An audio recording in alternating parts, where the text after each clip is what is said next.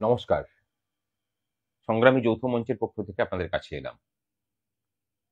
ভিডিওর শুরুতেই অনুরোধ করে রাখছি, যে বিষয় নিয়ে আজকে ভিডিও, সেই বার্তা সমগ্র কর্মচারী শিক্ষক মহলে পৌঁছানো দরকার। আপনারা অবশ্যই বক্তব্যের সাথে সহমত হলে দায়িত্ব নিয়ে শেয়ার করে ফেসবুক, হোয়াটসঅ্যাপে সকলের কাছে পৌঁছে দিন।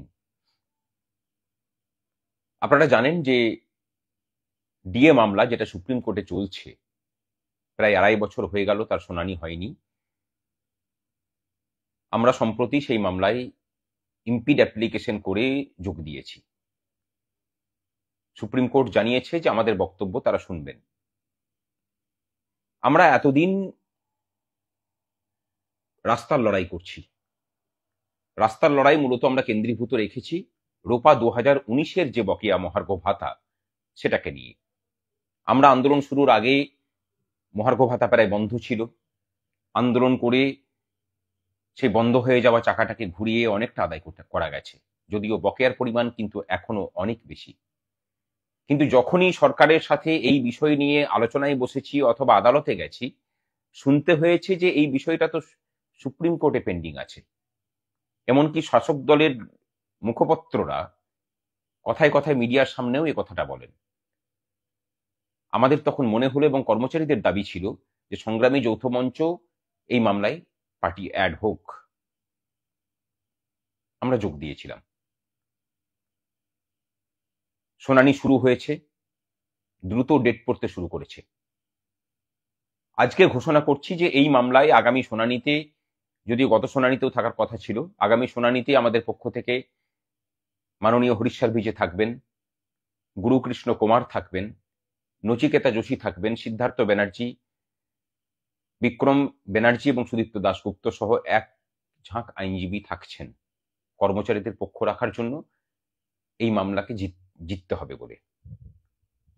কিন্তু যে আইনজীবীদের কথা বললাম, তাদেরকে নিতে গেলে খরচা আছে। হরিশ সালভেজির কথা জানেন নিশ্চয়ই, শুধু জাতীয় নয়, আন্তর্জাতিক খ্যাতিসম্পন্ন আইনজীবী। তাকে পাওয়াটাই দুষ্কর, কিন্তু কর্মচারীদের সৌভাগ্য যে তাকে আমরা পেয়েছি।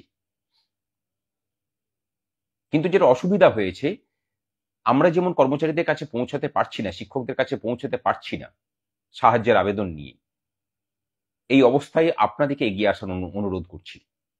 এবং আজকে 29 তারিখ এপ্রিল মাসের একটা ঘটনা ঘটেছে। আজকে আমাদের এক প্রতিনিধি দল, সেই প্রতিনিধি দলের নেতৃত্বে ছিলেন আমাদের অন্যতম কনভেনার অনিরুদ্ধ ভট্টাচার্য। তারা গিয়েছিলেন যে বিকাশ ভবনে এই ডিএ মামলার বিষয়ে সাহায্য চেয়ে কর্মচারীদের কাছে সাহায্যের আবেদন করবেন। অর্জুন দা ছিলেন, অভিজিৎ দা ছিলেন, সুদীপ চন্দ্র ছিল, সহ আরো অনেকে ছিলেন। কিন্তু বিকাশ ভবনে বিভিন্ন অছিলায় তাদেরকে ঢুকতে দেওয়া হয়নি। কোনো যুক্তি দেখাতে পারেননি। মানে বিষয়টাকে বোঝার চেষ্টা করুন।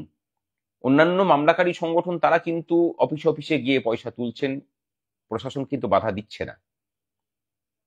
বিকাশ ভবনে যে বাধা দেওয়াটা শুরু হলো, আমাদের ধারণা যে সমস্ত অফিসে এবার বাধা দেওয়ার কাজটা শুরু হবে। এর কারণ অন্য কিচ্ছু নয়। সরকারের ভয়ের জায়গাটা লক্ষ্য করে দেখুন তাহলে, যে সংগ্রামী যৌথ মঞ্চকে ফুল ফোর্সে এই মামলাতে যুক্ত হতে দেওয়া যাবে না, যাতে তারা ভালো আইনজীবী নিয়ে এই মামলাতে সওয়াল করতে না পারেন। তার জন্য অর্থ যোগানের ঘাটতি যাতে হয়, সেই জন্য সরকারি অফিসগুলোতে আমাদের প্রবেশটাকে বন্ধ করার প্রচেষ্টা হচ্ছে।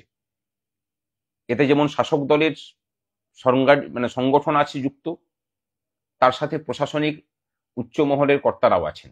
আজকে পুলিশের সাথে কথা বলে যেটুকু আভাস পেয়েছি, তাতে এই বিষয়টা পরিষ্কার। এই মতো পরিস্থিতিতে আমরা পিছিয়ে আসার জায়গাতে নেই, আমরা পিছিয়ে আসতেও পারিও না।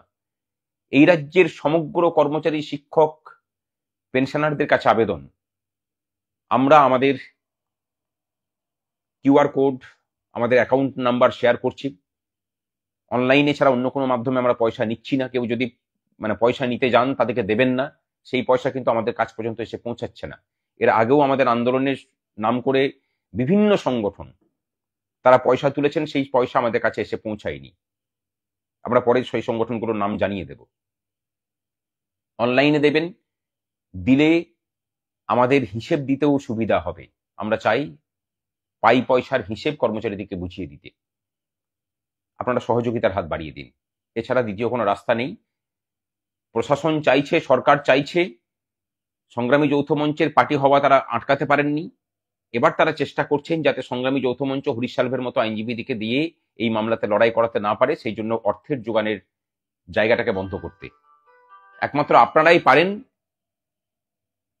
সরকারের এই প্রতিহিংসা, এই কুচক্রের ভেঙে আমাদের হাত শক্ত করতে। মামলা জিতব এবং খুব তাড়াতাড়ি মামলাকে শেষ করব, কথা দিলাম, আপনাদের সহযোগিতার আশায়। নমস্কার।